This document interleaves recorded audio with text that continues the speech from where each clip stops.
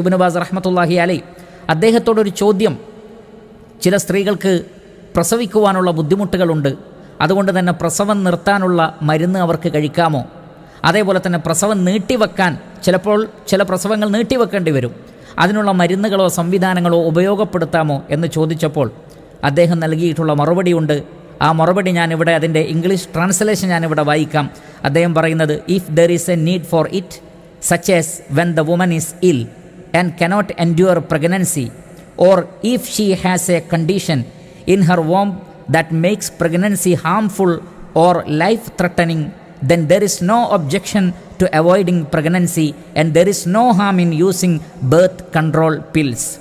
അദ്ദേഹം പറയുന്നത്, സ്ത്രീകൾ ഏതെങ്കിലും നിലക്ക് രോഗികളാവുകയോ അവർക്ക് പ്രസവിക്കുവാൻ എന്തെങ്കിലും ബുദ്ധിമുട്ടുണ്ടാവുകയോ അത് സ്ത്രീകൾക്ക് ഏതെങ്കിലും നിലക്ക് അവരുടെ ജീവന് ഭീഷണിയായി തീരുകയോ ഒക്കെ ചെയ്യുന്ന സന്ദർഭങ്ങളിൽ അവർക്ക് പ്രസവം അവസാനിപ്പിക്കും.